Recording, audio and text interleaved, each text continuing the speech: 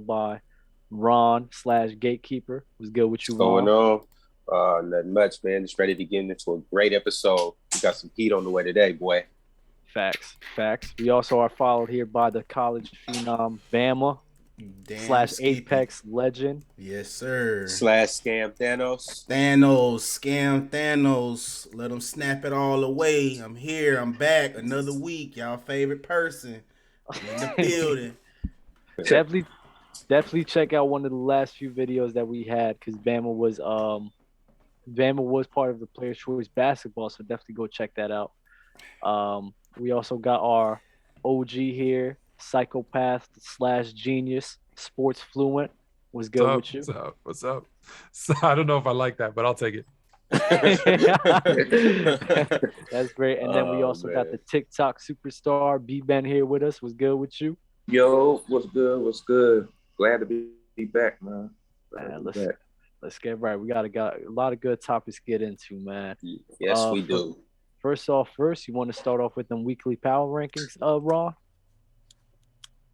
Yes, let's get into our weekly power rankings. We are going to kick it off. I don't want them to get mad. I want them to take it easy on us this week. So, Bama, go ahead, bro. Start us out. What's your top 10? Hey, hold on. You see it? Hey, they put me first. Take that, Fluent. I'm first. Best for last. Best for last. No, it's the work. Fluent. I think Dub was going last. That's perfect. That's perfect. No, I got you. I got you, bro. Keep it rolling, All right. Back on topic. My weekly top 10, I'm gonna go, and this is just based off my thought pattern of real football. You know what I'm saying? So Bucks, because nobody beat them yet. They're defending champs. It's theirs until somebody knocked them off. They still looking good right now. I'm gonna go the Redbirds, Cardinals. Still looking good. Beat up on the Niners. I'm going to go Packers, even though they lost with Jordan Love or whatever. We all know the man who makes that engine over there turn. Ghostface killer, Aaron Rodgers himself. You know what I'm saying? Man. The I thought you were saying Aaron Jones. The RZA. The bad man. Oh, yeah. Speaking of Aaron Jones, why he ain't just take over when Aaron Rodgers was out? Okay. All right. We're going to talk about that. The Ravens is still my 4. Lamar Jackson, second best athlete in the NFL behind Aaron Rodgers. 5, I'm going to still go Dallas even though they lost. Dak was still kind of sore. You can tell that he was still nursing that calf muscle. I'm going to go Rams because I really didn't like how they couldn't score the ball right there. So that kind of showed me that, they still Wait, what number are you at right now? With the Rams? 6 because Von Miller is a pass rusher. He doesn't help stop the run. So the Titans gave a blueprint on how to beat those. That's why I was trying to tell y'all about real football. Yeah. Von Miller not gonna make no difference. Patriots, because of the wizard over there. That's a real wizard. Bill Belichick. That is the man over there. Titans at 8. I really didn't want to put him in there, but they got Adrian Peterson, and they using him how I thought they was going to use him, and that's still the identity of the team, which is run the ball, set up, play action, pass. Chargers at 9, and I'm going to put the Chiefs in there. Chiefs just came in. That's what I'm talking about. We're going to throw them in there. Wait, what? Chiefs. I got to.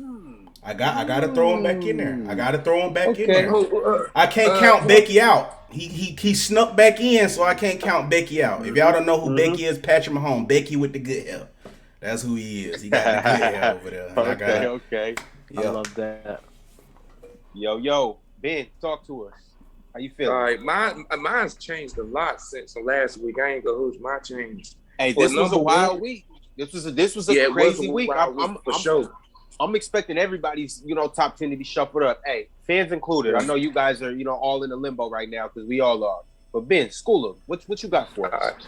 For number 1, I'm still rolling with the Packers. I'm still rolling with them. They lost, but Aaron Rodgers didn't play. If Aaron Rodgers was in there, they would have. I think they would have won that game. For number 2, got the Cardinals. Number 3, I got the Bucks. For number 4, I'm gonna shock y'all. For number 4, I got the Tennessee Titans at Whoa. That's Wait, we're gonna get into the Titans. Yeah, we're definitely gonna get into that. Because I was gonna tell you to elaborate. See, I almost jumped to topic 4, but let's stay put. Let's stay the course. Go ahead. All right. For number 5, that's where I'm gonna put the Rams at. I'm gonna put the Rams at 5.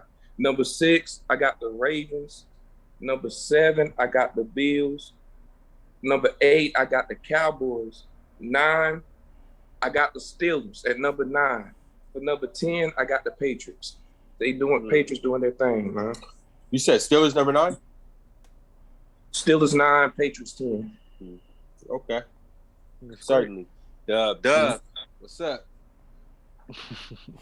You really gonna save him for last? That's wild, Ron. I mean, listen. Let me tell you something. Let me tell you something. You know this about every sport. The vets get the calls. I got you. Don't worry. That's cool. After you go, you know it's 2 people on the board, right? Who you think I'm saving for last? Hey, let him know. Let him know. That's what I'm talking about. Who show this is again? Talk to him. Facts. Oh man. Nah. So number 1, I got Arizona still. Number 2, I got the Bucks. Number 3, I got the Rams. Number 4, I'll stick with Green Bay. Number 5, I got the Ravens. Number 6, I'm gonna have. I'll stick with the Bills at number 6. Number 7, I'm gonna go with. Number 7, I'm gonna go with Pittsburgh. Number 8, I'm gonna go with Kansas City. Number 9, I'm gonna go with. Number 9, I'm gonna go with the Chargers, and then number 10, I'll go with the Browns. Okay. Browns. Okay. Next up, none other than myself. There you go. Okay. So I'm gonna be quick. Bama, How dare you, Ron? How dare you, Ron? Ron, how dare you? We're saving the best for last. All right, we're saving the genius for last. Okay. Dub. All right, Dub. You don't. No. It's cool. It's cool. Cause don't worry. Cause I know there's a fine line between genius and psychopath. So I would be worried too. That's right. That's what I'm trying to say. You don't want me to flip that switch. Exactly. I don't want them looking up my address, trying to hack my emails and stuff like that. Figure out, my personal information. I don't want all that to happen. I should warn you. 1, I have all your addresses already. What you don't know is my better half is an investigator. So, you can't hide. But anyways, just forewarned. Go ahead. God bless. Bro, y'all know Thanos, bro. I'll snap him away, bro. We can snap him away. Don't be scared of him. I got Thanos on your side, man. Oh, man. All right, so look, at the top of the list, Thanos, I feel you. The Bucks, until the Bucks really show me a significant drop-off, I'm not swaying anywhere. I'm not off of this Tom Brady bandwagon. So we're going to go with the Bucks. The Cardinals are just, man, they're tough. So I'm going to go with them. 3, I'm going to go with the Rams. Bama, this is where I disagree with you. I think Von Miller does make a difference. 4, I'm going to go with them boys. No, you guys don't like for me to put them up there. I'm going to go with them Cowboys. 5, Aaron Rodgers. The Green Bay Rodgers. 6, the Ravens. 7, the Bills. 8, Kansas City Chiefs. 9, I'm going to go with the Las Vegas Raiders. And 10, we're going to do the Chargers. Okay. Tough. Fluid? Fluid. Want to wrap it up for us? I keep going back and forth on 1 because I agree with you guys about, to beat a man, you got to beat the man. However, it's this week. And so here's this week's rankings. Number 1 is Arizona. Winning without D-Hop and Kyler Murray showed me something. Showed me something about that team. So I got Arizona 1. I got a very, very close. Like I wish I could do 1A, 1B. I got Tampa Bay at 2. I got the Ravens at 3. I got the Rams at 4. Cowboys at 5. The Buffalo Bills at 6. The Titans at 7. They won pretty big without Derrick Henry. They did. The Patriots, who listen, I think we've said this last week. The Patriots at number 8. They're getting better, and they're going to hit their stride when it matters most. Yeah. Number 9 is the Chargers. And number 10, because you're not only playing them, you're playing the refs, is the Pittsburgh Steelers. Okay. And you know what I'm talking about. And you know what I'm talking about from Monday. I want to apologize to everybody watching right now. I forgot about the Titans, but sorry about that. TikTok. That's okay. Did you notice who was not on my top 10? Wait, yeah, I don't know why you hate Kansas City so much. Honestly, you need to let that die. Dub, did you mean to put the Titans in there? Yeah, I would have put the Titans in there, but I mean, it's fine. Don't worry about it. So, but before we move on to our next segment, just a quick question: am I tripping for not having the Titans or New England in my top 10? A little bit. Nah. A little bit. A little bit. I take the Titans. Maybe. I just want to say it quick because I'm surprised Bama didn't say nothing. I just want to remind you: Cards, Bucks, Ravens, Rams, Cowboys, Bills, Titans, Patriots, Chargers, Steelers. There's a team I thought Bama would say something about. All right, let's go. Moving on. You didn't put the Cowboys, right? No. That's tough. Cowboys are 5. Tough. Cowboys are 5. Oh, you did put the Cowboys? Yeah, Cowboys. Man, stop playing with me, man. The Cowboys just. Wait, say it one more time. We can't let this pass. I'll say it one more time. time. This seems too good to be true. Cards, Bucks, Ravens, Rams, Cowboys, Bills, Titans, Patriots, Chargers, Steelers. Oh yeah. No Packers. No, that's right. That's right. That boy is sick. No, wait. No, look. We won't just calm down, Bama. We won't get into it just yet. We have a further segment. Ben, we need to talk to you about your take on the Packers. And Fluent, I think we're gonna start with you this time. Yeah, he was hanging out with Allen and them from the Hangover. The Wolfpack. That's what he was hanging out with. Then I put the Packers on there. So what we're gonna get into is the Aaron Rodgers situation. Of course. Hold up, Dub. We got to get into our weekly installment of Yes or BS. Oh, I'm sorry. I thought you was transitioning into that. My bad. I'm gonna let you take the reins after this. You got it. Facts. I'm gonna just ask a couple quick questions. We're gonna get through this one quick this week. You know, I just need a yes or no, maybe a sentence or two from you guys. So, first question: we all know that Odell Beckham got traded. So I need to know from you guys: are the Browns better without Odell Beckham Jr.? How you feel? BS. Yes. BS. Ben. BS. They are better without OBJ. They are. I think so. Quick elaboration. Well, they've been winning games without him. They've been winning games. Yeah, they've been winning games without him. And it's like they playing better on offense without him. Bama? I know why. So I'll let you know why. When you got a high-profile receiver like OBJ, so the NFL is more egos and politics than anything. From when you go from the base level high school on up. So when you got guys, high-profile guys like OBJ comes in, the first thing the coach is going to do is be like, hey, when we draw these plays up, I want you to look for this guy. When you got a quarterback like Baker Mayfield that's ego-driven as well, short, small guy, built his whole career off his ego. He's fighting demons as well, so you constantly telling him this, but in his head, he like, bro, I want to throw to who I want to throw to. And then they get into this point of OBJ's very vocal. Why you ain't get me the ball? So now you go on somebody that's got a real big ego, and you asking, hey, bro, why you don't get me the ball? So now Baker's constantly in his head of, I got to get this dude the ball. I got to give him the ball. That's where you see them piss poor passes. You see passes where he lobs it. He don't get it to him because he's constantly in his head. That means he's seeing somebody else open, but he's constantly fighting this. I got to get OBJ the ball. So now it's an inorganic feel to it. Offense is supposed to be in flow. You see what I'm saying? I'm gonna throw it to who I throw it to. You know what I'm saying? Of course, you got guys like Rodgers and Brady's, and they can dictate, I'm going to just force feed this guy right here. But Baker Mayfield can't do that. You want to let him just run the offense how he runs it. So what you're trying to say is Odell has made him not as good. He's made Baker not as good. The situation. No, I think what he's trying to say is Baker isn't a good quarterback. And when you have a quality superstar, so it's yes, the team is better without Odell. And Bama hit on a lot of the points as to why, because it's kind of like addition by subtraction. So Baker doesn't have to deal with. Listen, he wasn't throwing Odell the ball anyways. So now you take him out of the mix, and now he doesn't have to worry about that conflict. Because what did we say all season?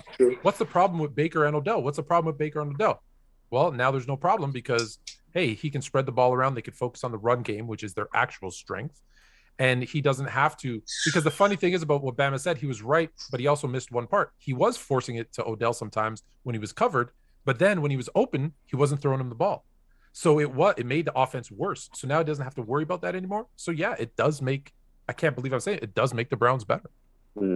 So without Odell, he's still. I'm sorry. Better.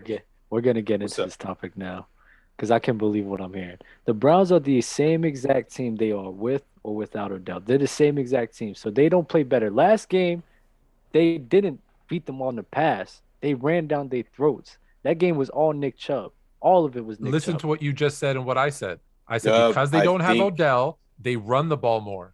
But which makes them better. They run the ball. They run the ball regardless. They lean on the play action pass. So versus me dropping back on the play action pass and having in my subconscious, I gotta throw it to Odell. I gotta throw. Do you know they got pressure? They got pressure. Quarterback got to worry about the snap count. He got to worry about what coverage they in. They got combo coverages. This dude was in cover 3. Now he in cover 2. Like they got so much to worry about. But and then on top of that, I wasn't a QB, but I as a former receiver, I'll tell you. Every time I go back into the huddle, what am I saying? I was open. Yo, look for me. I was open. And now you got Jarvis Landry. I say when they're all healthy, Jarvis Landry and Odell, and you're thinking, okay, I got to feed them the ball. And now they're saying, I don't have to worry about feeding because it's just really one great receiver. So let's run it. And that's what I'm saying is now they're going to run the ball more, and that makes them better. The thing is, with or without less Odell, mouths to feed. And my point is that with or without Odell, there was always and will always be a run first team. That was always their identity, running the ball, with or without Odell being on the floor.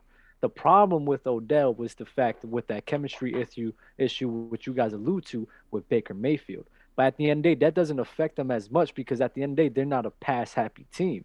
They're a run-happy team. So to me, in my eyes, the team is the same exact place where they was before. Maybe it's a little bit less pressure than Baker Mayfield. Yes, you're absolutely right about that because he's not dealing with Odell anymore. 2 big egos, like Bama said. But at the end of the day, they're the same exact team. Run first team, and they're not doing anything special in the pass. They're not. Last game they didn't win because Baker Mayfield had a great game. They won because Nick Chubb. They're never going to win because of Baker Mayfield. We've established that. I think already. He did hit deep play action passes though. That's what he's supposed to do. That's the reason of being in a run first offense to set up the deep play action pass, and he hit those passes last game. That's why they was able to blow them out 40-16 because he was hitting those deep passes when he needed to hit them. They don't dial them up all game. They don't dial them up all game though. He had like one or two. Was it? I think it was like 1 or 2. He hit. I know it was one with Peoples Jones. Yeah, Peoples Jones got one, and then he had like another. But they're not gonna dial it up all game though. But he hit them. That's what I'm saying. So if you can hit those consistently 1 to 2 times a game, each game, that's gonna propel them way further into the playoffs than him having to worry about forcing it to Odell. And listen, and it also takes out an element that we're not there to know, but I'll tell you from talking to some guys, right? It takes that element out of the locker room too. And we don't talk about chemistry nearly enough, but it's important. And when your QB and one of your receivers are not on the same page, trust me, people can feel it. People know. Now you take that element out and you're like, hey, that was an issue. It's not an issue anymore. Let's focus on football. And that's big. And that's big. Is Odell a cancer? No, it's not Odell's fault. It's Baker's fault. It could even be the offensive coordinator because it could be both of them. Yeah. It's things like this where the offensive coordinator probably likes Odell more than Baker, and it's like, hey, Odell was open. So now you got your offensive coordinator in your ear because they got microphones in their helmets. So you probably got your offensive coordinator in your ear telling, hey, Odell. So now you remove that. Now the offensive coordinator has to wrap his arms around you now. It's no more Odell. Just think about this. Me and Bama have beef, right? And Ben's with Bama and LeBron's with me. Now, if one of us leaves, now they both can be with me. Or if I leave, now they both can be with Bama. No, that's what I'm saying. It eliminates that division. Even if it's 3 guys or 10 guys, it doesn't matter how many. But on a 53-man roster, some guys are going to side with Odell, some are going to side with Baker. If you take that out, there's no more conflict. I understand what you mean with that.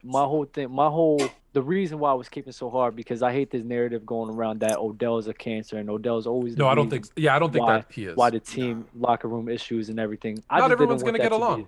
I just didn't want that to be the narrative. I mean, if you guys agree on that, I'll be fine with this. Honestly, I like Odell. I like Odell on my team.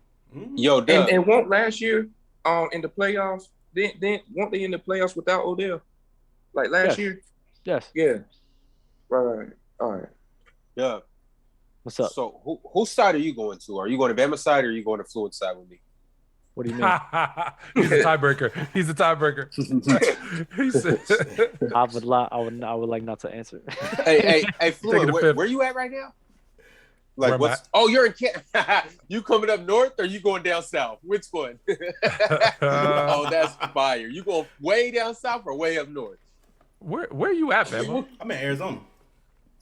Oh, Phoenix. for real? Yeah. We got to talk about that later. I used to live in Scottsdale. Really? We'll talk later. Oh, okay. You used to live in Scottsdale too? Ooh, hey, Old Town baby. Hey, y'all, hey, you know a little something, don't you? You know what's saying Old Town, okay? Hey, but so to move on to our next topic, we got a little caught up in that. My next question: yes or BS? The Patriots are going to win the AFC East. Bama. BS. What? BS. They're not because the Bills still the best team over there. I don't see them. No. So Bills yes, still, right? Yeah. No, that's BS. So Patriots. BS? Patriots not finna win out in that conference. Okay. They can get a wild card. I think they could probably get a wild card though. Hey, what did I tell y'all though? What did I tell y'all about the Patriots? What did I tell y'all? I said they could definitely make a run for the playoffs. Told y'all. But that's BS. That's BS? Yeah, they're not beating the Bills out. Fluent? Yes. Oh my God. I'm rolling with Mac Jones and the Patriots and Bill Belichick. If this was baseball, they were half a game back. And they are hitting their stride at the right time. That's a fact. I think the Patriots are winning the AFC East. Let's not forget the Patriots had a great offseason. And it's really starting to all come to fruition. We're talking about underrated kind of their defense. I don't think we're giving them enough respect, and I think they're only getting better as the season goes on. And with a coach like Bill Belichick, he knows how to motivate his players and tell them, hey, these guys are overlooking you. They're acting like you guys really aren't what you are, and that goes a long way. Big, how you feel? Yes or BS? I think BS. I think the Bills going to win that division. And looking at the schedule, I think the hardest game they got is the Buccaneers.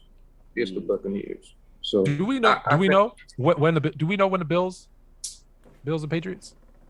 Bills and Patriots. Well, that's December the 6th. That's going to decide the East. Okay, because they still got to play them twice. They still got to play them twice. So. They played Are you twice? basing this off? Yeah, they play the Bills, Patriots twice. So they play the Patriots on the 26th and the 6th. Okay. So they play them. Nah, they are. Oh yeah, back-to-back weeks. Play on Monday night football. Monday night on the 6th. Yeah. Then the 26th. And then the 26th of December. Oh, both in December. Mm-hmm. Yeah.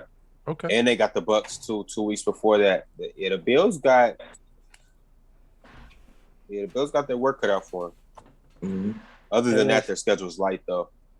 Hey, so are you basing this off of are you making this whole assumption because of the Bills' loss to the Jaguars?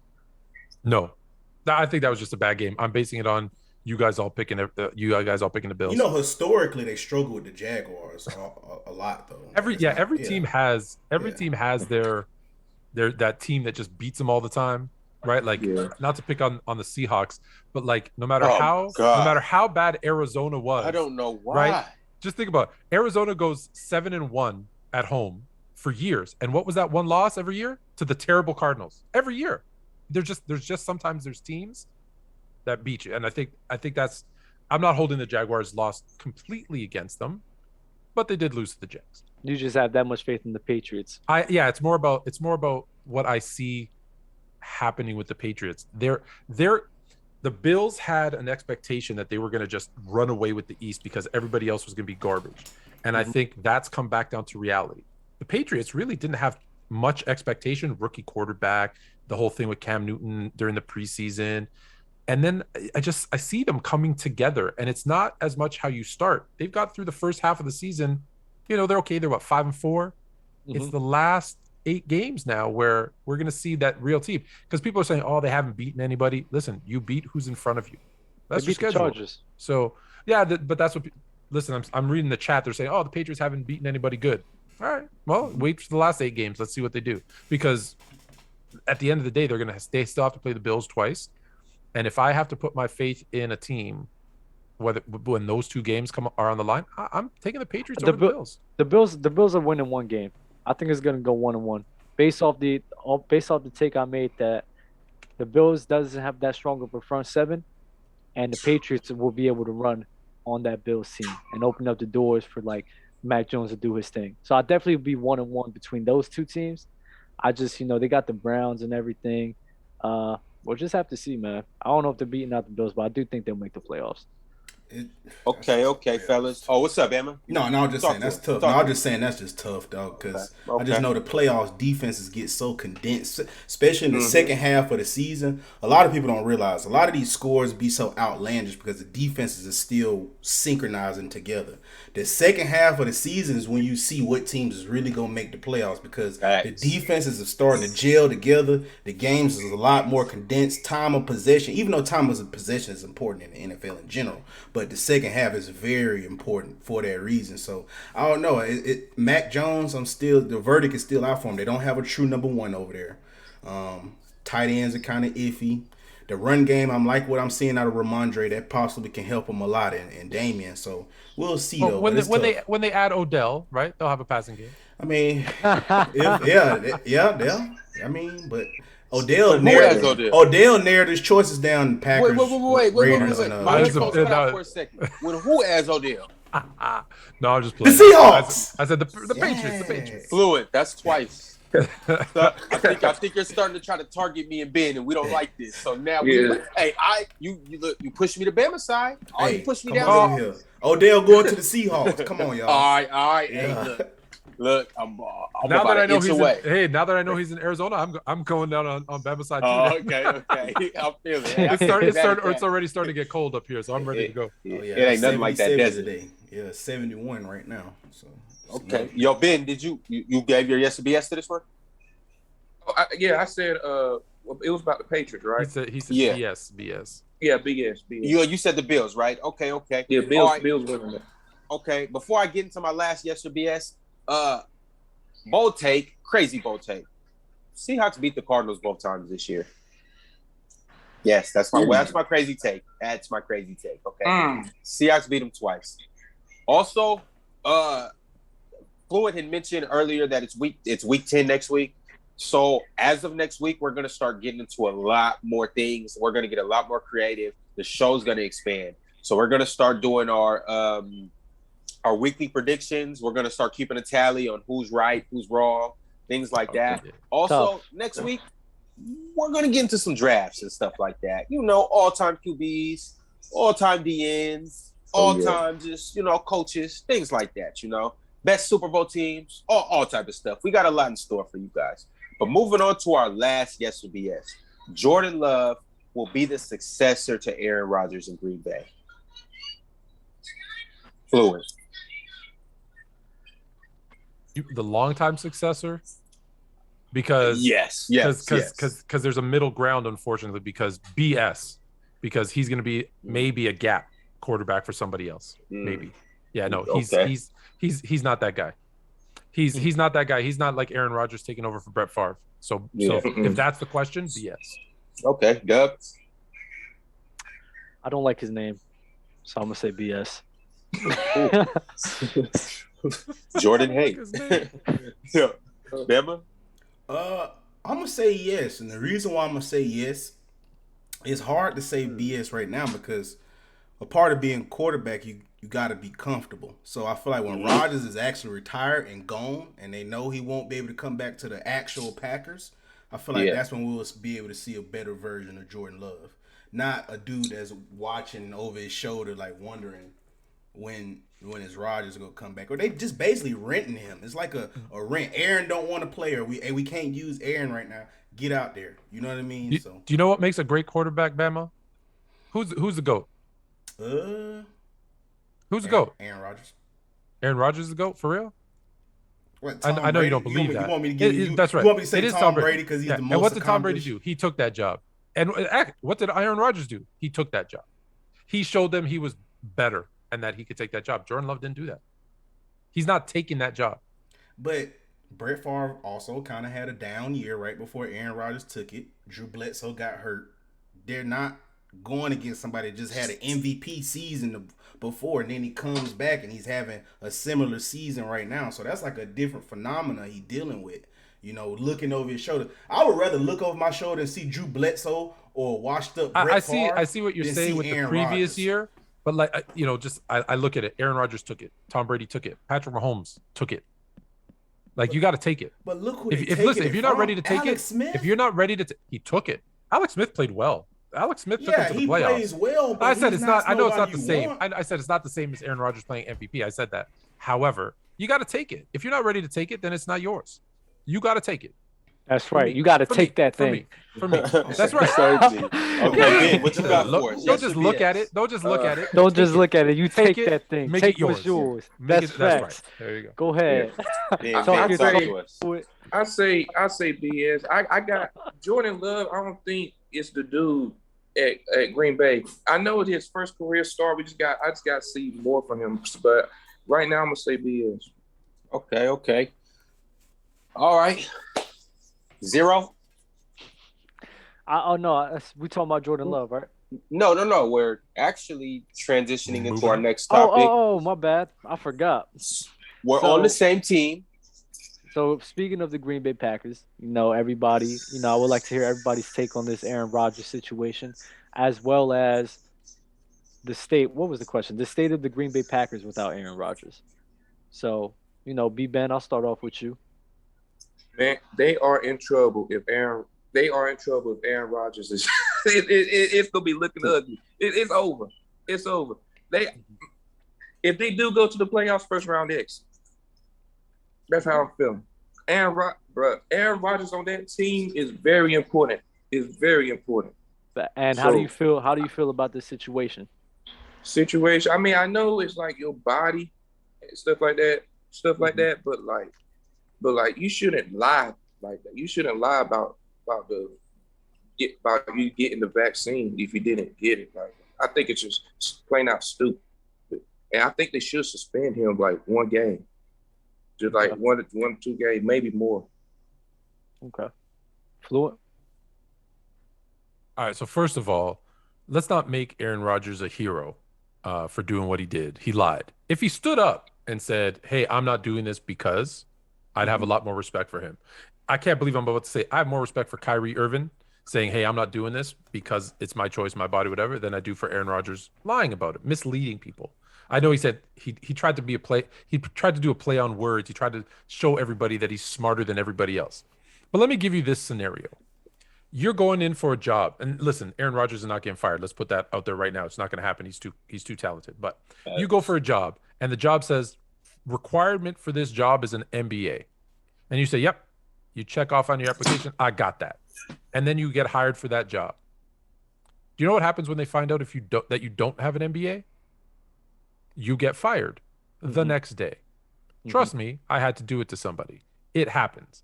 So what he said was, I'm gonna follow the rules of someone, and this isn't about your body, your choice, whether you should get vaccinated. I don't care. That's your choice. You're absolutely right.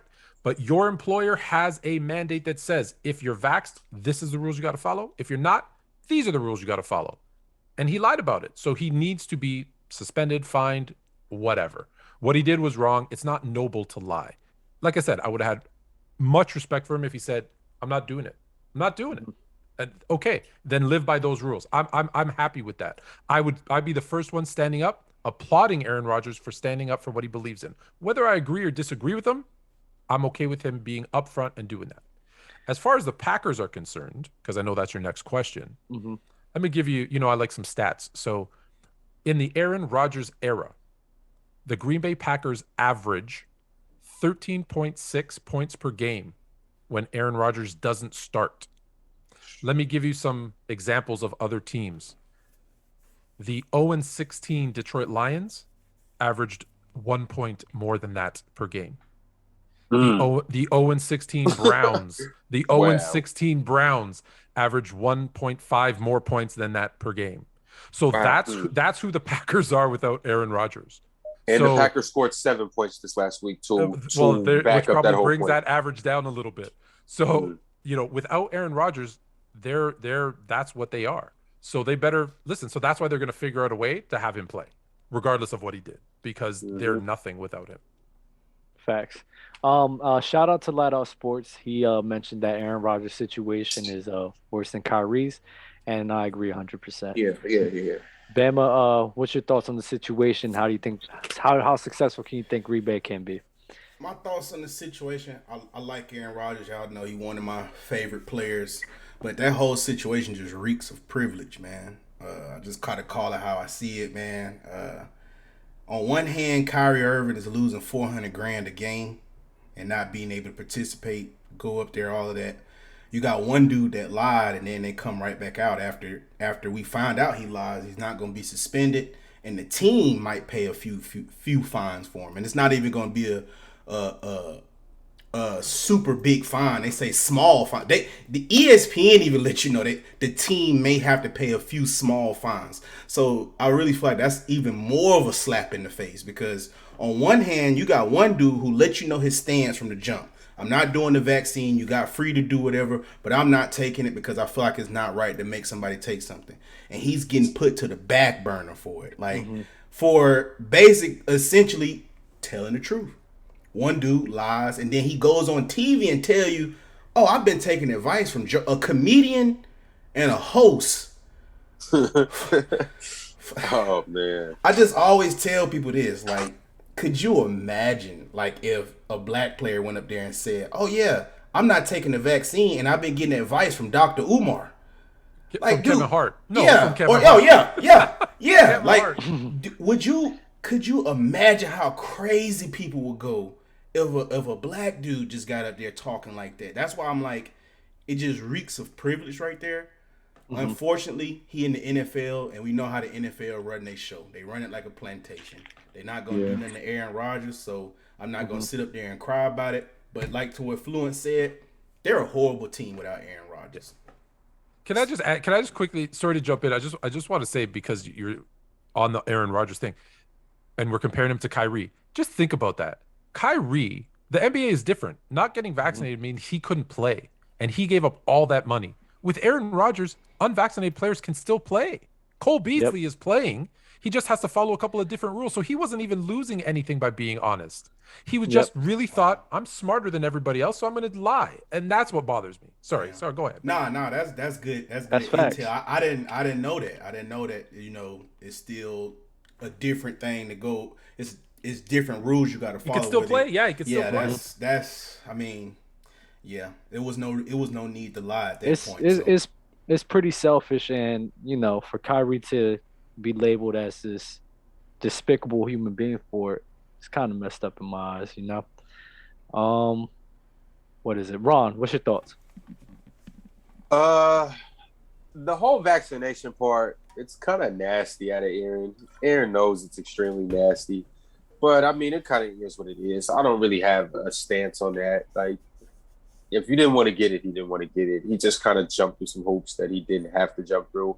Now he has to backtrack through them hoops and reverse step through them, and it's gonna be an ugly situation. I don't think he gets suspended. I don't think the NFL wants to really lose too much money.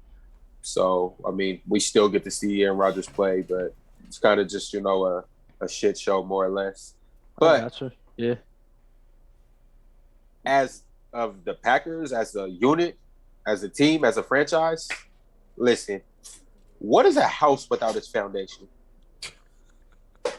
You know what? You okay, Doug? That's my little brother. You want to say what's up? Come here, buddy. They'll call him Harry Potter. What's up? What's up, little bro? What's up with your boy? So, my bad, Ron. What's a house without its foundation? Actually, furthermore, what's a car without its wheels? You know what? No. What's a car without its engine? Yeah, the offensive line gonna have to push the team. Okay, they gonna have to push that vehicle to to the nearest service station where they can hopefully get the transmission fixed. Without Aaron Rodgers, the Green Bay Packers, it's just they might as well go play in the in the Big 12. Big 10. Hey, yeah, good stuff. Was good. Big shout out to if you guys are on YouTube and still watching this video, please drop a like, subscribe. It doesn't hurt anybody. You obviously like the content. Shout out to the guys watching on the Twitch stream right now. Appreciate you guys for tuning in, and we're gonna keep this going, man. Topic number 2. I'm changing it up a little bit.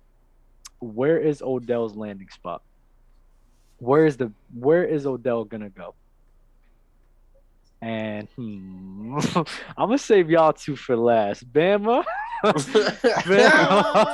I want to hear your thoughts first. I got like a little hunch, just for us with the NFL or whatever. I think I got to be on one of Fluent shows with how I think about the NFL.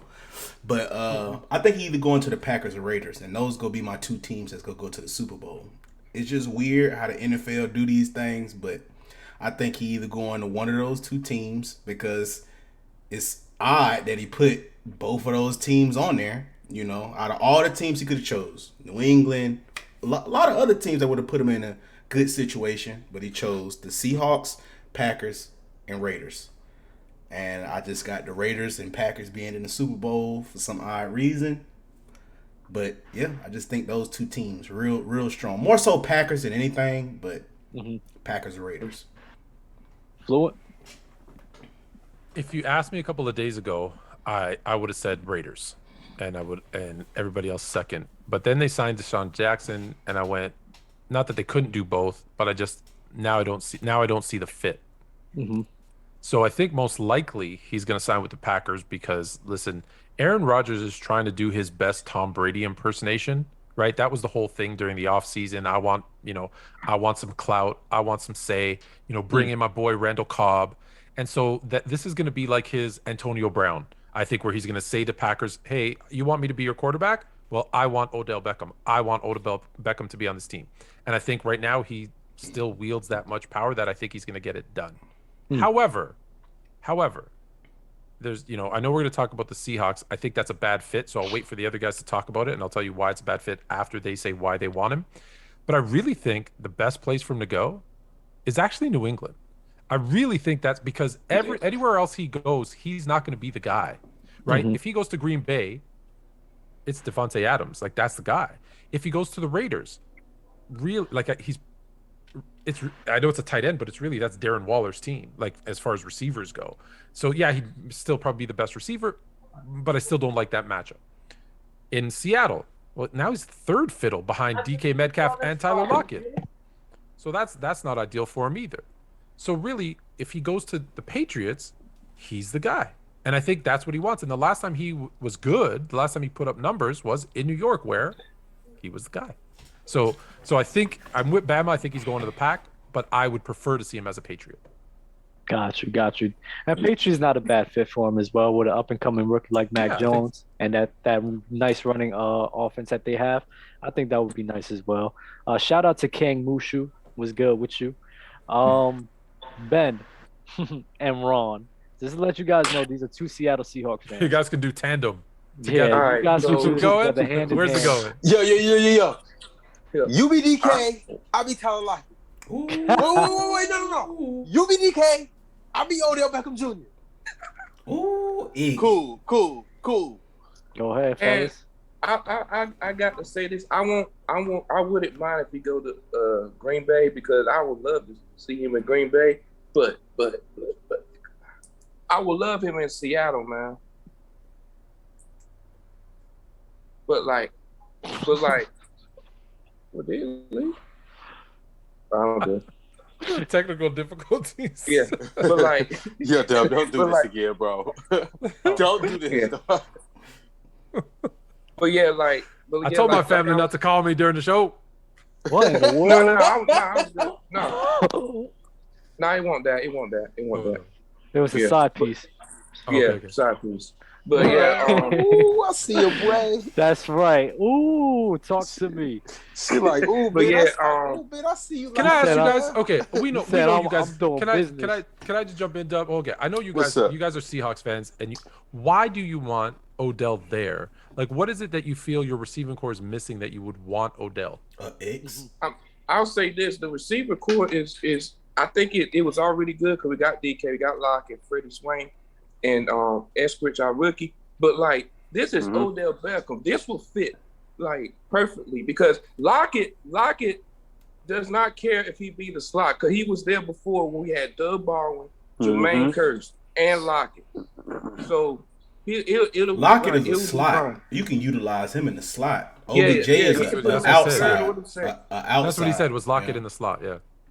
Yeah, and then and then you got Russ as our quarterback. He's back, so yeah, and he gonna give you the ball. Russ is gonna give you the ball. If he sees you open, he's gonna give it to you. Simple. Ron, and that's my main thing. I'm like, because you guys keep saying, "Yo, Fluent," I 1,000% disagree with you with Odell being the third fiddle, because I don't think either of those guys are hand over fist just better than Odell. But on top of that, the thing about Russell Wilson is he's gonna get you the ball when you get open. So it's like it's gonna be games where Odell gets 10 receptions and DK gets 2, and then it's gonna be vice versa. But it's just like now you just give Russell Wilson a completely different dynamic. And my whole thing with that is like, yes, we have defensive deficiencies. So how do we make that up? We make that up like how the 07 or the Nash Phoenix Suns did. We have to use our offense as our defense. So I'm like, as much firepower as we can get on offense, we need that. Yeah, you saw how that worked for that Nash Suns team. I right? was just about to say. Well, I gotta say this that. too. When it comes to the defense, all right, first like couple weeks, we was last. All right, this was last year. We was last. Last 5 weeks, we was top 5 in defense. We was top 5 last year. This year. So the next 5 weeks? Wait, not like the last. But like this year, I think we were like top 20, like 15. top 20 in Y'all defense. 15. Yeah. Y'all 15 right now. 15. We're right there. That's good. Yeah. And we're trending we upwards. straight. We're like the Patriots. Nah, we're but trending listen. upwards. Nah, but What's listen, up? bro. But honestly, that's to me in my eyes. It's just not a good fit. It's just Why? not. I mean, I understand Is more. it because we have other receivers? It's not even about that because at the end of the day, you guys don't need to improve your offense at all.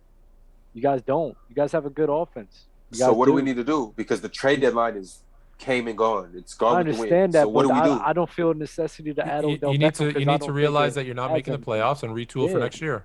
Yeah, and that's a fact. Funny I think guys. so. You Remember, guys aren't. we beat the Cardinals twice. You guys aren't. Remember the bet. Remember the bet. When they don't make the playoffs, you have to sit here for a whole episode muted, just listening. Okay, but You guys- remember, hold on. No, I'm only doing this bet under one circumstance. Dub, while you're laughing, when Hurts drives you guys into the dirt and you guys don't make the playoffs, then you can't say nothing. And What do you want? But I know we're not making the next playoffs. week when you I know guys we're are not making the eliminated, playoffs. you can't say anything. Why not? I'm not Hey, making that. I know We're not suggesting our teams are going to be in the playoffs. Our teams are garbage. Okay. See, Y'all just But gotta that's what get rid of Nagy over there at Chicago. He like a black I cat. agree. Bro. He's a black cat. I don't know what it is about that dude. Look, check And this out. I want to read some of the schedule we got because, I mean, next couple like easiest games we got Texans, Bears, Washington, Lions. Those are easy wins, and Russ is back. The only teams we got to worry about is the Cardinals and the Rams. That's basically it. 49ers, I ain't worried All about. right, so let's do the bet on that Bears Yeah, Seahawks yeah. game. All right, so when the Gotcha. Bears beat the Seahawks, you guys have to, and then if the Seahawks somehow get the Pittsburgh What games you Steelers said was easy games, real quick? every game basically is it. The Lions, the Texans, I think the Washington football team, and the Yes. I'm finna tell y'all right now. Y'all gonna take an L either to the Texans or Lions. I don't know why I'm fine with that, people. Tim. No, just hear me I'm out. fine with that. This is why it's so weird. The NFL is just so weird to me because damn near all of those teams are 1 or 2 pieces away from winning the Super Bowl. So for people to be like, "Oh, it's an easy win," I mean, technically, it's not because any There given are no Sunday easy wins. is no Every given easy Sunday. win. Every given Sunday. That's Like, right. so- The Bills thought the Jags were an Exactly. easy win. My The point Bengals thought the exactly. Jets were an easy win. Exactly. Yeah, I feel you on that. I feel you on that. So Look, I'm looking at our schedule. I don't see a game that we cannot win. well, yeah, of course. I don't. Of course, Hold you're on, a is Aaron fan. Rodgers playing this week? I think Russell Oh, He Wilson. got one more week. I think he Is had Aaron about Aaron Rodgers Rodgers. playing? 2 weeks. Give us that win. I told you what we gonna do to Arizona. Give us that win. Okay, I know that was up in the air. Okay, give us that win. Washington done. Yeah.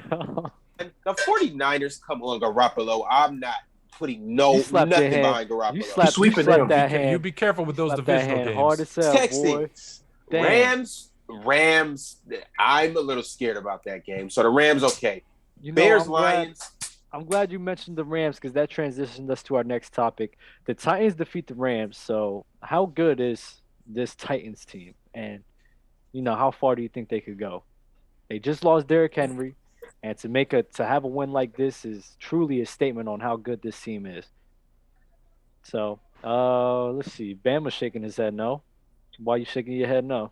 Because, I mean, Adrian Peterson just allowed them to do what they wanted to do. The other two running backs they had on their roster was like little scat backs. So them bringing Adrian Peterson in kind of still helps that offensive coordinator and Ryan Tannehill know that, hey, bro, we still going to call the same plays as if Derrick Henry was here. So, but the thing is, Derrick Henry was what was going to get you through the playoffs. I don't think that Adrian Peterson is going to carry them to the promised land for his AFC. And I don't believe in Ryan Tannehill or Tannenbaum. He's going to throw the game because now in the playoffs, when he gets to those critical situations, instead of turning around handing Derrick Henry off the ball, now we're going to have to dial up plays for Ryan Tannehill. And it was even last year in the playoffs. They showed you when it was time to put the ball in Ryan Tannehill's hands, he'll throw a pick. Always has been, always will be who we thought he was. He was a receiver in college, so what else do you expect from him? Like, what more do you expect? The Rams-Titans game was less about the Titans. And don't get me wrong, they played a really good defensive game. I don't think they can do that every week. It was less about the Titans, and it was more about the Rams having a bad game. Every team has a bad game. The Rams are legit. We all have the Rams pretty high on our top 10 because we know they're legit. It is a bad game. You move on. And you're going to see the Titans now start that nice descent down. Yeah, because honestly, they won that game. Because you think their defense could play that well every single week? Now, I do think their defense can play well. Yeah, I do think their defense can play. Yeah, that well. Yeah, I think it was more Rams had a bad. Listen, I think it was more Matthew Stafford doing Matthew Stafford things. We haven't seen Detroit Lions Matthew Stafford this year. You just saw him. He just came back. So we'll see. I think someone said. I think someone said you could take Matthew Stafford out of Detroit, but you can't take something like that. Detroit out of Stafford. There you go. He was back on 8 Mile. He was back on 8 Mile. Oh man, burned down some houses. I've been waiting for this guy to come. I'm like, look, you see, Halloween was last week. He's been plotting for Halloween since week 1, and he finally, Halloween's over. His costume's gone. Now Matt Stafford is back. God bless. Never been a Matt Stafford guy ever. Why not? He puts up crazy numbers every single year. Yeah, but he doesn't win. Yeah, when he went to the Rams, I was actually surprised the first 8 weeks because I said, listen, I've seen Matthew Stafford 2 times a year for 12 years, and he puts up numbers, but he doesn't win. He just doesn't win.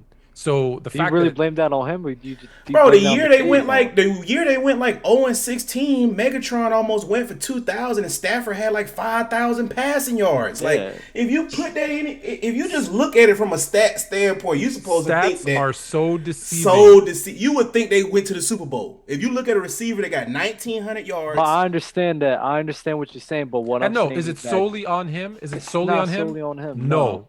It's never solely on one person. But your record is your record, and that lives with the quarterback and the coach, unfortunately. I blame that. Honestly, I blame entirely that on Matthew Stafford being on the lines. Same thing for Megatron. Megatron be successful everywhere. It's just he was on the Detroit lines. It wasn't even that. It was they fired Jim Caldwell prematurely, and they shouldn't. That was a terrible fire. That was a terrible. That was a bad. Yeah, 100%. He was making them respectable. That was a bad move. Ben? I'll say this though, that defense is getting kind of underrated. I think it's getting kind of underrated because at the beginning that defense was just terrible, but then at the end, right now, like till now, it's just underrated. Jeffrey Simmons had like 3 sacks. I think he had like 3 sacks that game. So I see them going to the playoffs.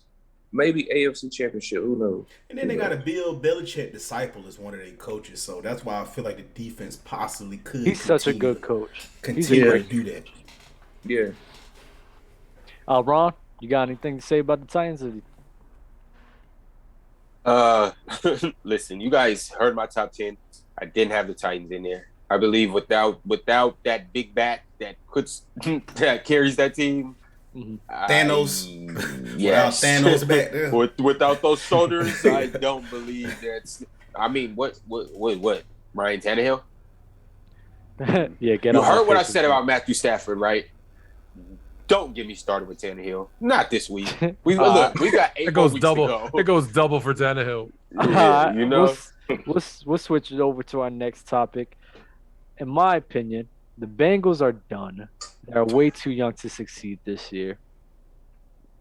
Guys, what do you feel about that? Fluent? I want the Bengals to be good. I do. I want them to be good. You know what's so crazy? We gave them so much credit just the other show. And they deserved it. And they deserved it. And but what happened?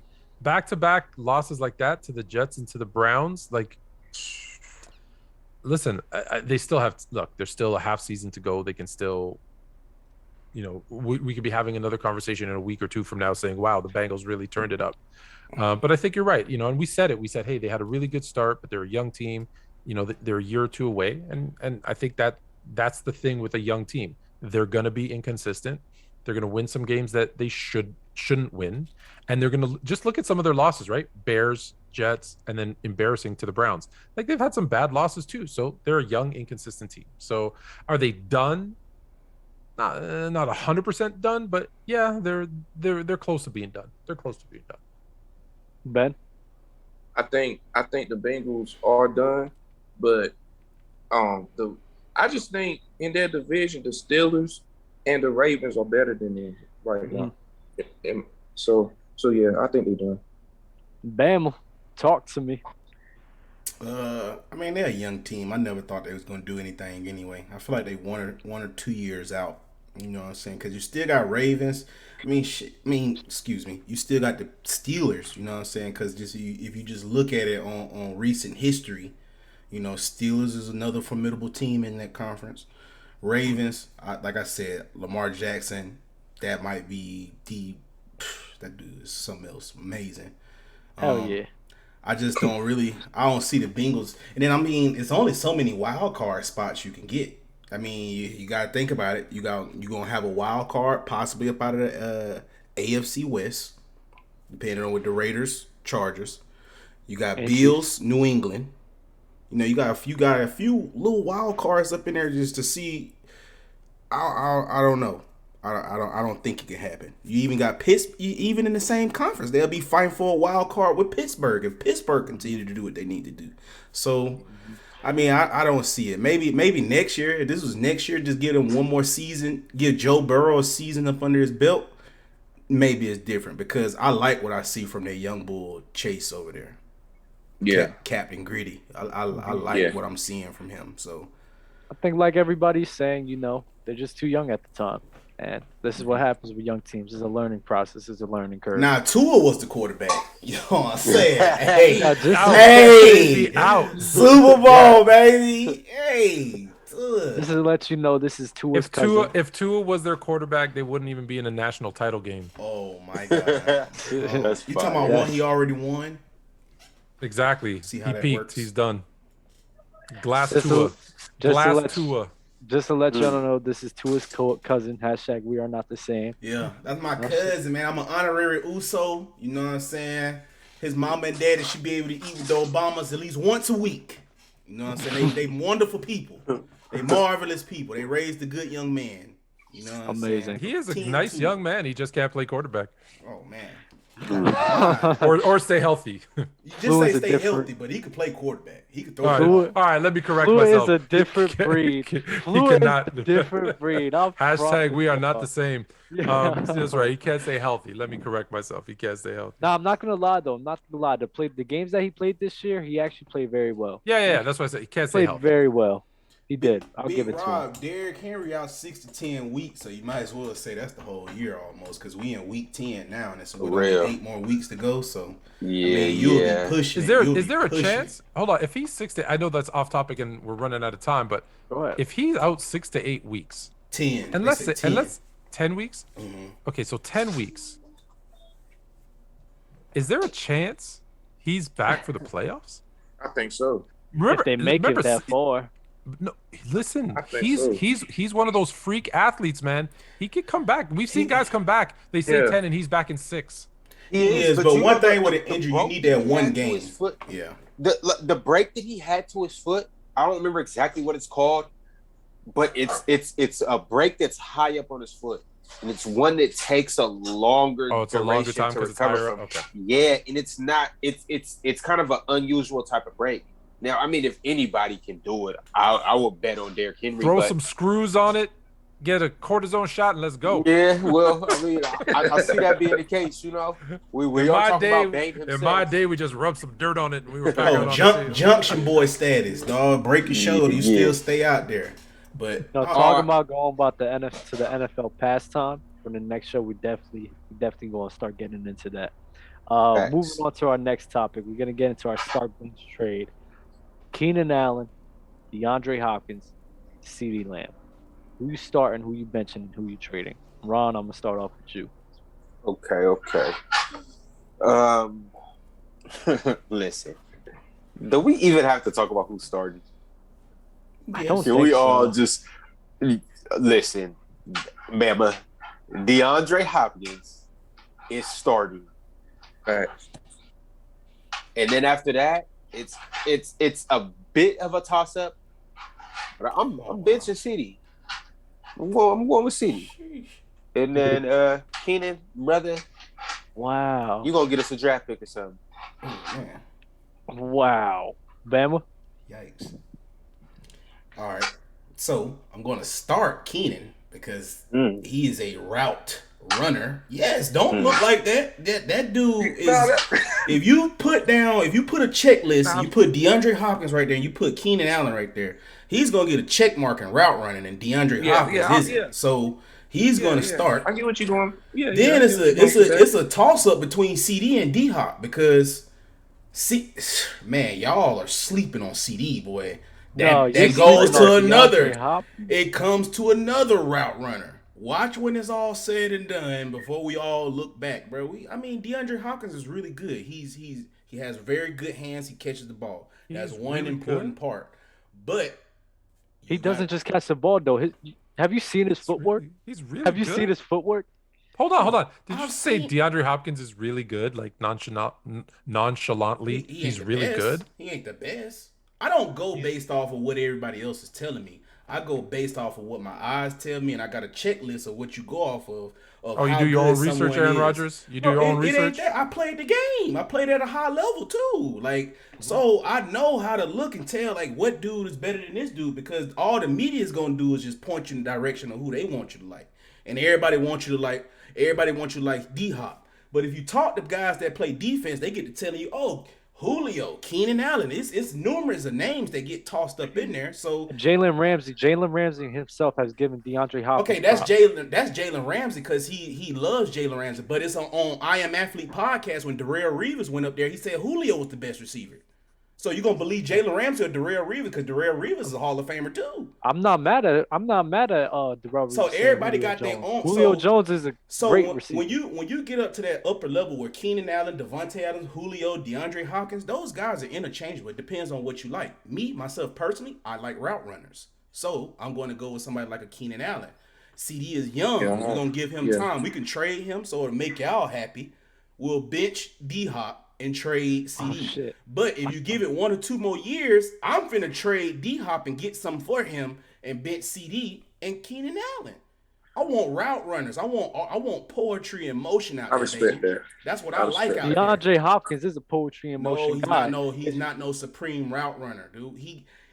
I can show you tapes. He's a supreme touchdown catcher. That's fine. That's okay. But it's going Where's his narrative coming it's gonna from take that a DeAndre quarterback. Hopkins can't run routes? It's not Where's he his can't narrative run coming routes. I did not say he can't run routes. When you up at that level, all of them boys can run routes. But a supreme route runner is a different category. That's when you get in there with Devontae Adams, Keenan Allen. You get your Julio Jones. Supreme. I'm not talking about good route runners. Supreme. I'm talking about it's a tree. It's a route tree up on there. And them boys can Julio Jones, Devontae Adams, and Keenan Allen can run a comeback. And they can run 6 different comebacks. But it's one route. But they can run that one route 6 to 10 different ways. OBJ is another guy that can do that. So that's what tough. I like. I like those guys that's really like those Ginsu blades. Like I like those dudes. DeAndre Hopkins is phenomenal, but that's not the type of receiver I like. I like route runners. Where you rank on D-Hop in receivers? I'll give him top 5. Oh yeah, top 5. My question to you: how do you wait? Hold on, wait. How was DeAndre Hopkins getting open, right? When he had bench warmer quarterbacks, how was he getting open? He what are you talking about? It's different schemes, it's play calls. People don't run man to man all game. No, how was he getting open though when he was having bench warmer quarterbacks while he was on the Houston Texans? Schemes. How many teams play man to man the whole game? I want to know. I want to know how was he getting open. That's how you get open. You know, it had nothing to do with his route running. It had no reason to do this is what I'm saying. Nobody's able to guard him. It had no reason to do with that. Bro, I understand he's a good receiver. He's gonna take advantage of some of his mismatches. But a lot of the catches he make are contested catches. That's why he is great as what he is, because he can make catches on 3 and 4 people. That happens too much for me to say that he's a good route runner, because he's heavily contested on a lot of his catches. Heavily contested. Whereas I got you. Devontae Adams, Keenan Allen, you see them, you will see DBs like, whoa, like they making noises like, oh man, this dude just did me bad on the route. Like you see, just go back and watch them boys. Go back and watch their highlights. And then you come back and tell me. You tell me the visual and just watch the route running. And you're going to hear the announcers going to talk about, oh, these guys really can run routes. You don't say that with DeAndre Hopkins. You say he catches the ball very well. That's his strong suit, his hands. He got vice grips. So meaning, if you are covering him, you are hitting him, he's still going to catch it. There's nothing you can do about it. That's what makes him phenomenal, because he does it at a ridiculous rate. Yes. So on that note, as he said, D-Hop is phenomenal. And between those 3 receivers, he's the best one. So I'm starting D-Hop because he's the best receiver out of the bunch. I'm benching Keenan Allen because every team needs a superior route runner. And I'm trading CeeDee Lamb because he's the young guy with potential that I'll get the most for when I trade him. That's the way a GM thinks, because I know what DeAndre Hopkins gets traded for: a bag of donuts. Well, at least if you're dealing with Bill O'Brien. But I think you could get something for CeeDee Lamb. So that's why I've traded CeeDee Lamb. Simple, easy. For me, I got to start D-Hop. Keenan Allen, I mean, I know you're top 3 route runner and all, but I gotta bench CD, and I gotta cut Keenan Allen. Let me ask you, Ben, though. Do you think another team, because we picked the word trade, we didn't say cut.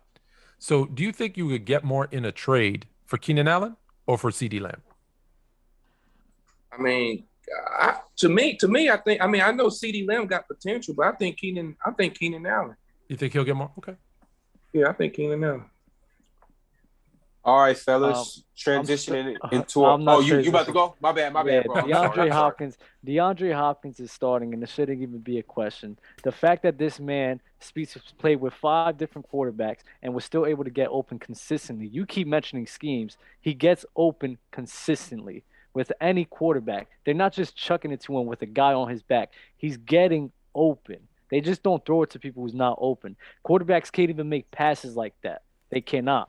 Kenny Golladay. That's false. That's false. No. That's false. No. Because you could throw DeAndre Hopkins covered, and he could go up, and because of his athletic ability and hands, he'll catch it even if covered. Not a lot of quarterbacks. What do you mean? Not a lot of quarterbacks can throw the ball. What was the last no name that was over in there? Brock Osweiler. Brock Osweiler was telling him how the offensive coordinator was just telling him to throw the ball up to D-Hop. He was like, "Oh, what are you doing throwing it over there?" Listen, he said, every quarterback that has ever played for my Bears always throws into coverage. Trust me, quarterbacks throw into coverage.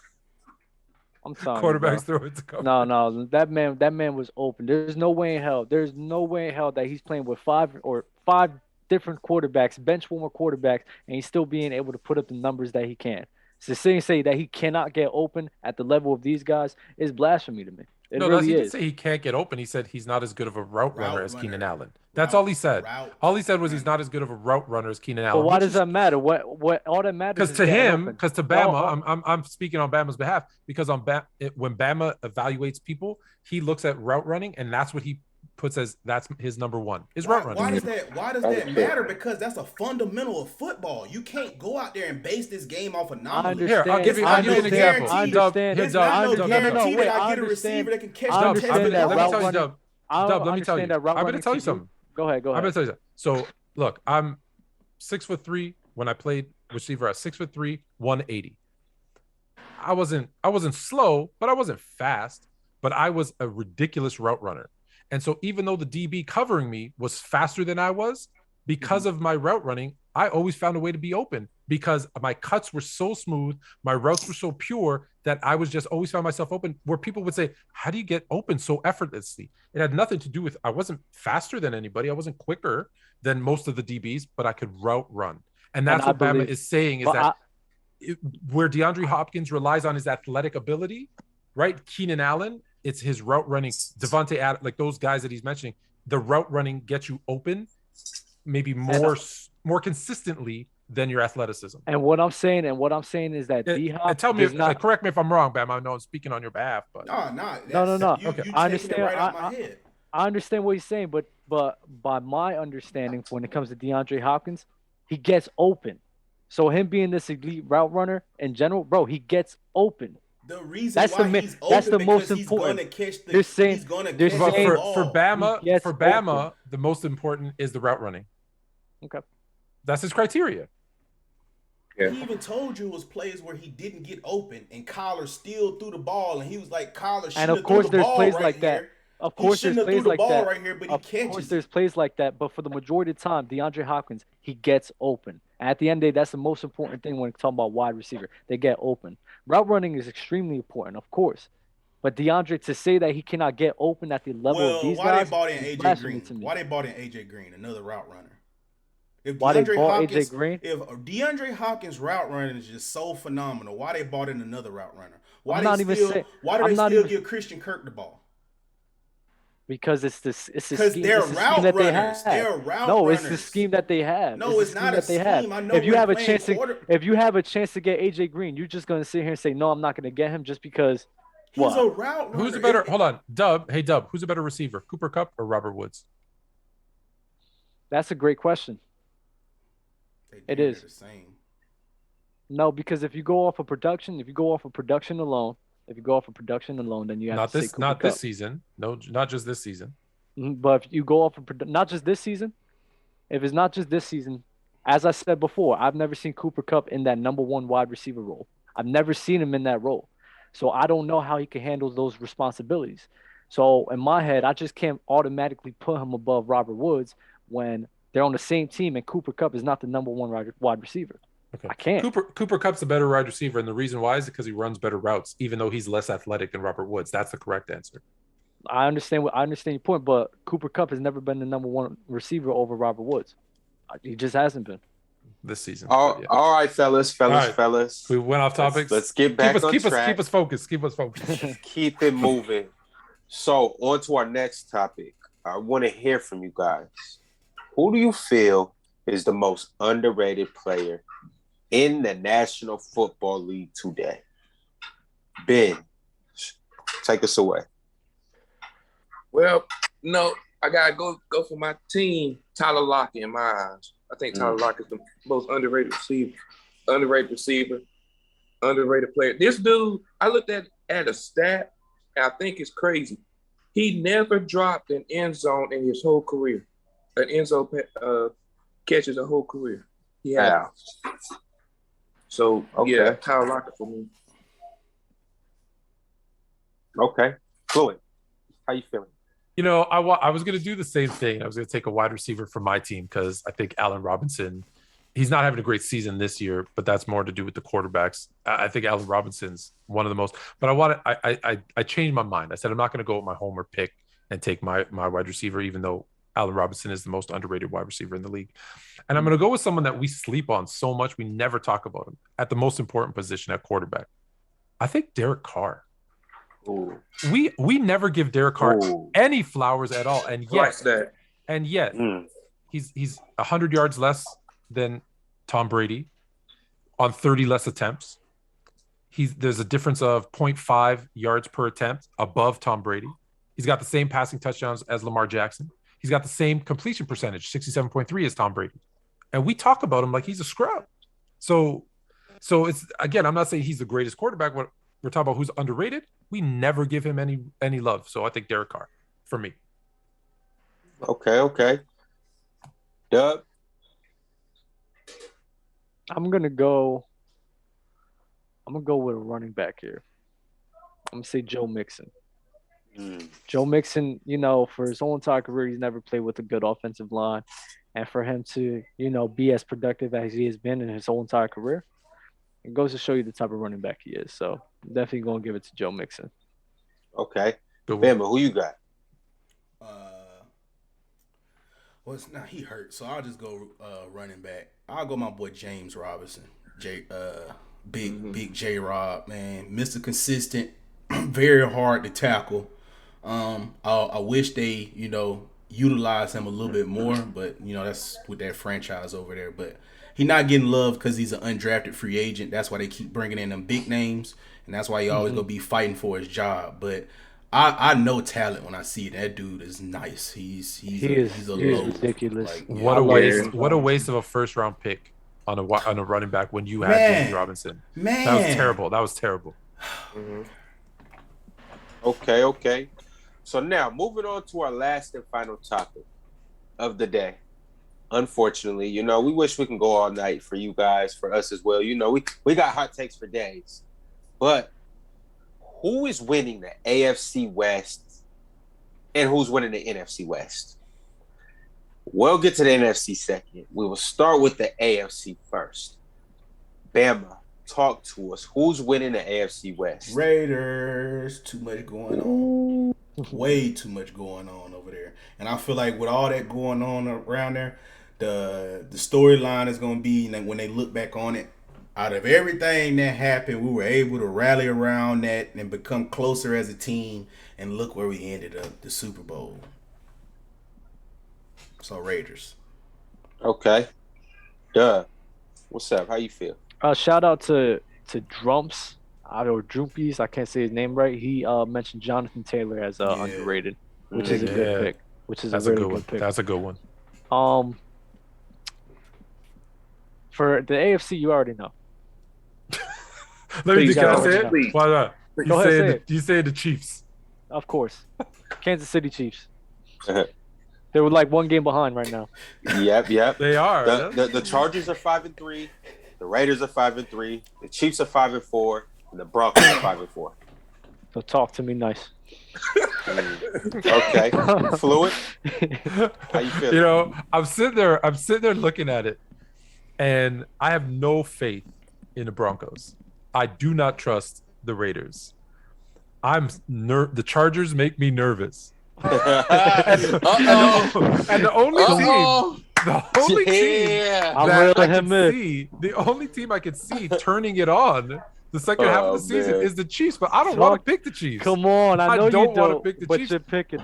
But like, you're right. They've played horrible, and they're one game behind, leading the half a game, I guess technically, if we're doing it that way, of leading the division. So who's the most talented team in that division? It's still the Chiefs, and they've played the worst football, and they all have pretty much the same record. So exactly. Like, my logical brain wants to pick my logical brain just looking at it and is going, I can't. If I'm fluent, I gotta pick the Chiefs. I don't want to pick the Chiefs, but it's the Chiefs. Okay. Hey, yo, Ben, Can someone convince me? Can someone convince me otherwise? Because I don't want to pick the Chiefs. Nah, it's too late. You're on that hill with me. Do you have something to sway him off of the Chiefs? Yes, come on, help me. I think the Raiders going to be first because I like their offense. I like their defense, and if Odell's there, I think they'll be number one in that division. But I got Chiefs going second. So without Odell, let's say Odell comes home. Then what? Raiders still they can win the division. Okay. Yeah. But can we all say? Cause I made a hot take on TikTok. Can we all say Darren Waller's better than George Kittle? Oh yeah. This season he is. Yeah. All right. Yeah, that's not. Yeah. That's not hot. People was on me on that. When it comes to Kittle, Waller, and what's his name? Kelsey. I think Kelsey's the best. But when it comes to Kittle and Waller, I mean, there's a toss up between the two. I don't think it's far off from. You don't think Waller had them numbers over there in that offense? Nah, Waller definitely has the numbers. No, I'm saying you think he wouldn't have that. Waller's in Kansas City. Yeah. Does he put up Kelsey numbers? Probably. Yeah, probably. Because they basically the same thing. A receiver posing as a tight end. Right. Mm-hmm. Did Bama? Did you pick? Yeah. Or Ron? Who we missing? Yeah, I haven't picked yet. Missing you, Ron. But you're not going to convince me off the Chiefs, are you? I'm gonna convince you on the Chiefs. I'm really me and Dub are both pulling. Come on, bro. Got two hooks. We ain't leaving you. As strong as we can. We riding with you, bro. Look, I'm like, for the Chiefs to be playing as terrible as they've been playing, and to only be, you guys had 8 games to get as far ahead of Usain Bolt as you possibly can. You guys only managed to get 1 game. If you're neck and neck with him at the 60-yard line, you're done. Just kissing goodbye. Like it's over. And so I'm saying that to say, in their conference, the Chiefs are 1-4 right now. Everybody has got one up on the Chiefs. Now it's like when we come back, what makes you think that the Chargers are going to beat the Chiefs again? The Raiders are going to beat the Chiefs again? I just don't see it happening. No, they faced 2 times. They faced the Raiders. Ooh. They faced each other 2 times. They haven't played yet. Oh, so they played the Raiders twice? No, they're going to play the Raiders twice. They haven't played the Raiders. That's what I'm saying. Yet. So when they play the Raiders again, what makes you think that the Raiders are going to get them twice? So the Chargers is kind of skeptical because they kind of the same type of offensive, wide open type style. You feel me? And Mahomes and Herbert are like gunslingers. That's why it's like I don't know. I could see they might sneak one if the Chargers want to get to the playoffs. They possibly could sneak one. But you right. I don't see all of them teams beating them twice out the season. And then one more thing too, like the Chiefs, like they're on a 2-game winning streak right now. And that's not anything major. I mean, you would rather be on a 2-game winning streak than a 2-game losing streak, obviously. Yeah. But I think they're starting to smell themselves. I think they're starting to be like, okay, we started off slow. You know, we're coming off a championship loss. You know, we're coming out of our depression of going down to Tampa Bay and getting wrecked. Now we're starting to come back to who we were. But we'll have to see. So Melvin Ingram finna make that defense better. I'm not necessarily saying the defense. No, the offense is going to make that defense better because I don't think Patrick Mahomes, unless he's hurt and something we don't know about, he's not going to play this bad. But I just want to go back and clarify. The Chiefs have only played the Chargers, right? They're 0-1 in their division. So they still have 5 divisional games. No, the conference. My bad. No, Ron said the conference. Yeah, I just wanted to be clear because that's going to depend the tiebreaker, right? So right now, because they all have the same record, so the Chargers are 2-0. No one mentioned the Chargers, which maybe I should switch my pick to the Chargers. No, you're not. Vegas too deep. Vegas is 1-1, and then the Chiefs and Broncos are 0-1. So the Chiefs still have 5 games. So they play the Chargers once, then they play the Raiders twice. I think next week they play them, right? Raiders twice and Broncos twice. So they still got 5 divisional games, and that could be the difference. It's about to be a divisional beatdown. The Chiefs are about to line up all of these guys, all of They're their gonna have sons, to. They're gonna have to, and all give them whooping after whooping. You know when you come home as a parent and you said, "Look, I just need the trash taken out and I need the dishes washed." None of those were done. Ooh. I need you to unfreeze the meat. I need you to unfreeze the meat. You're not gonna seclude out one kid to make an example. No, all three of your kids are all getting lined up, from the eldest to the youngest, and all of them are getting their asses beat. That's what's about to happen. Ron's been watching my parents' home movies. 1, 2, 3. Fluent is a nasty individual, yo. Real nasty. I meant as a kid. I meant when I was a kid. Well, man. Listen, man, it's been which explains a lot. That's amazing. Listen, it was a great episode, man. For you guys. Wait. Oh, we have to do the NFC. Oh my God, Ron! I'm gonna just let you close it out. You're a better closer anyway. Yeah. Ahead, so man. NFC West. This one kind of is a little nasty, and it's like I'm not gonna get my bag, and it's kind of like everything's kind of already set in stone. I want you guys to give me your 1 through 4. Yeah, 1 through 4. And we're gonna start with you, Ben. I was gonna give you my 1 and 5 or 1 and 4. Sorry, yes, go Bama first. Ben. Ben. Sorry. For I think first in the division, I think will be the Rams. I think they're gonna pull out and win that division. Second, got Cardinals. 3, I got my Seahawks. 4, I got the 49ers. Ooh, you got the Rams pulling it out? Yeah. Okay. Yo, Dub. Shout out to Cord Davis, man. You know, we show love out here. What is it? Oh yeah, Arizona, Rams, and I mean it's a toss-up between those guys, but Arizona, Rams, Seattle, and then San Francisco. I think San Francisco's time is done. Yeah. Bama. I'm going to Redbirds, man. They gonna finish it out strong. They still the best team. Rams, Niners, then Seahawks. No, I'm just playing. Seahawks third best, bro. Being over there with it. I'm just playing, bro. But Seahawks, then Niners, bro. Unless they put Trey Lance in, they might be 3. I ain't worried about Trey Lance. Nah. So I'm glad that you asked for 1 through 4 because I was going to give you my 1 and 4 anyways. So yeah, okay. I think the Cardinals are going to close it out. So I think the Cardinals are 1, the Rams are 2, the Niners are 3, and the Seahawks are 4. Have a good night. Wait, hold up. I have one more question. Sleep on that, Ron. Wait. I have one more question. You know rest back, right? I'm so sorry, but I have one more question though.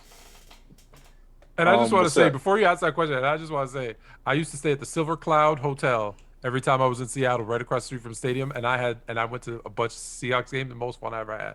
But that being said, yes, go Dub. You know, the 49ers got stomped by a backup quarterback in the Arizona Cardinals. Are the 49ers done? Done. Yes. Like done, like as in they need to be in a rebuild mode. Like those whole Super Bowl admirations that they've had from the past, like all of that is dead. Like, are the 49ers done? Do they need to be basically? Do the 49ers need to go into rebuild mode? No, that'll be dumb if they went into rebuild mode. They just need. Why would they go into rebuild mode when a healthy defense is good? Look, they're not great, as good as we thought they were going to be. They have a good defense. They have Deebo Samuel. George Kittle, I think, is finally healthy, right? And they got a good young quarterback in Trey Lance with, a guy in Jimmy Garoppolo who still wins, 70, 80% of the games he starts, right? So why would they rebuild? They've got too many good pieces to just give up. They need to tweak. They need to change something. They need to, legit run game. They need a run game. They need to get look, how many, what they have, 20 running backs get hurt? And all of them, all so of them, so they just need to figure out a way to kind of get a healthy back there, and they'll be okay. They'll be okay. It's terrible. It's terrible air and water down there in San Francisco. The water that their running backs are drinking, they need to change it up. Y'all need to do something down there in San Francisco. I feel like I lived there for 8 months and I tore my ACL. Like, I don't know. I was just walking. There's something about the air down there. It's that if you've been down there, right? It's that morning marine layer. Everything's gray and soggy. It's not good for your bones. That's why I liked Arizona. All my arthritis went away. That dry heat, it was beautiful. Boy. That's great. Ron, you want to close it up? Yeah. I'm going to say that the Arizona Cardinals have overachieved. They're a good football team, but did you predict them to be 8-1? Talking off any of you guys. You did? Fluent. I had them winning the division. I didn't make not 8-1. I ain't gonna say 8-1, but I thought they was gonna be pretty good. Yeah. So I think that they slow up a little bit on these next few games, and I think they're just gonna come back to earth a little bit. And I got the Rams actually taking a step forward, so I'm gonna go with the Rams to finish first. And I see the Seahawks songs splitting against Arizona. I can see that. I ain't gonna lie to you. Ron, let me ask you this. So I'm not saying that they the same, but a coach getting his guy, such as, as you can see what Bill Belichick did with Tom Brady.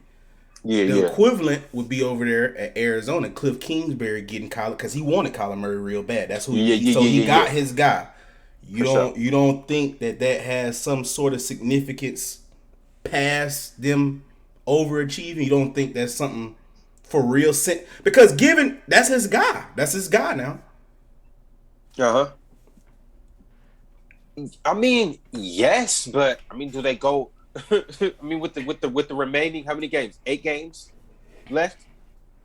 Do they go 7-1? You see what I'm saying? They're gonna have. I see them having a couple. Have they played a bad game this year? Yeah, the Packers game wasn't a bad. That was horrible. That was horrible. That was a horrible game by them. Yeah. That was a horrible game by them. They haven't laid their eggs yet. I don't think that they've come out and just had. I'm not saying that could be the worst game of the year, but I think that throughout the remaining games, they got a few more divisional games to play. I think that they're going to have a couple more slip ups. And I don't. What's the most important position in football? Offensive line. It's like, let me stop playing. It's QB. Who do you trust more, Matthew Stafford or Kyler Murray? That's why I'm picking the Cards. That's why I'm picking the Cards. Nah, but with that being said, though, we have to factor in veteran leadership and all of that. Facts. The thing about Kyler Murray, I don't even want to even throw this on Kyler Murray, but he's extremely young. Now he's showed poise, that amazing poise. But do we see maybe some youth in him? Does that come about?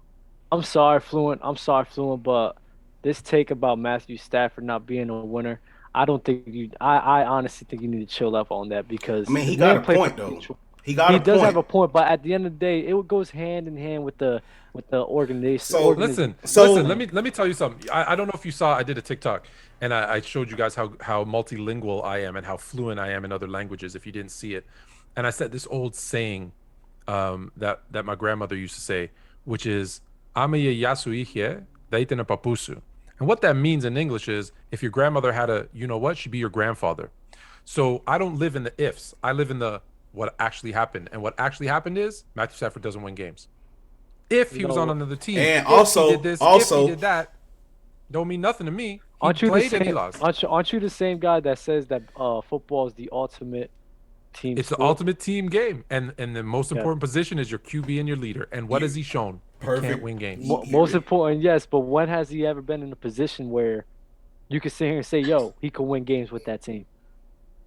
Not a lot. Sunday. He had Calvin. Wait. I'm talking about playoffs. I guess we'll find out. But that's what I'm saying. Until he proves me otherwise, listen, until you show me different, I'm going to believe who you are. Nah, you got it right. So, like I say, I'm a college guy, so I get to see all of these guys first. Take y'all back real quick. Nick Saban, 2008. Matt Stafford has the number 5 overall team in the country. Big national championship hopes, undefeated. AJ Green, all of that. In comes Nick Saban in his second year with the 24th ranked Alabama. Do you know what happened in that game? Tell me. Stafford chokes it away. Alabama becomes the number 8 ranked team, and then the rest is history, and they go on their whole run. So you see it when he had the Stafford is what made you guys. No, Matt Stafford lost that game. He lost that game versus he gave Alabama the confidence. Yeah. So back to what Fluent is saying, even when he was in positions. So if you want to rule out the NFL, we'll just say Detroit was where his career went to die, and he somewhat managed to stay afloat. Okay, I'll give you that one. Well, what about when he had a chance, when everything was set up perfect, and he had that team, and everything was all set up? College, it's a lot easier than the pros. How do you lose to a 24th ranked team, and you got everything you need because he's not a winner? That's not who he is. Let me ask you this, Dub. Let me ask you this, Dub, because I know clearly you like Matthew Stafford. I do. Name me a quarterback. Name me a quarterback who underperformed and didn't win games, and then went to another team and showed you something different. Do you say Ryan Tannehill in Miami and then he goes to Tennessee? Is he different?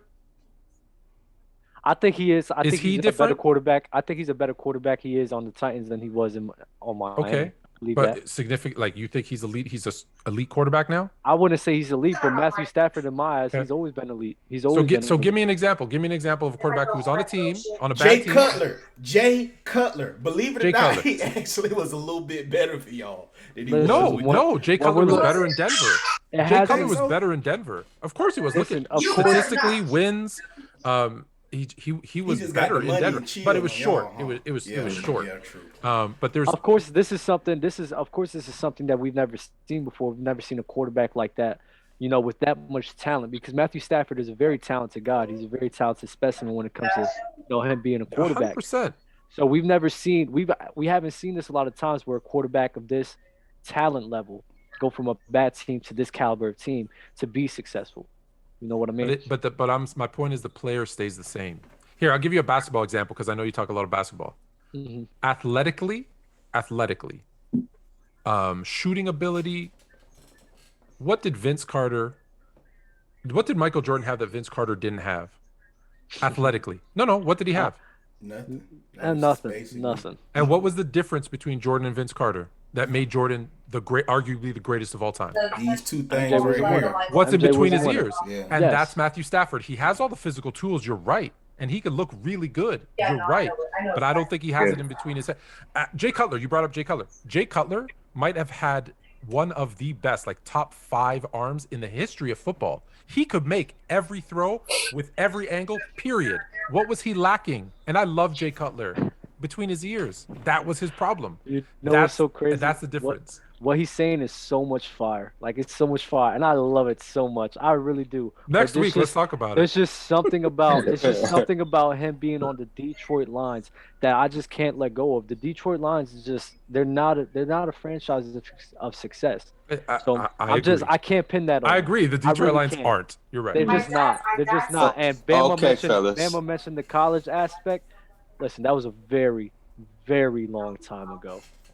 I understand where your point is with that, but that's not the same person that he is now. So we have to see. And I am rooting for Matthew Stafford. Hopefully he'll make that leap this year. People don't change on situations and circumstances, dude. That's all. On that note, on that note, I have talked enough about Matthew Stafford for a year. Okay, for the rest of this year. Okay, in 2023 we'll revisit the Matthew Stafford takes and whatnot. But this episode has unfortunately reached its conclusion.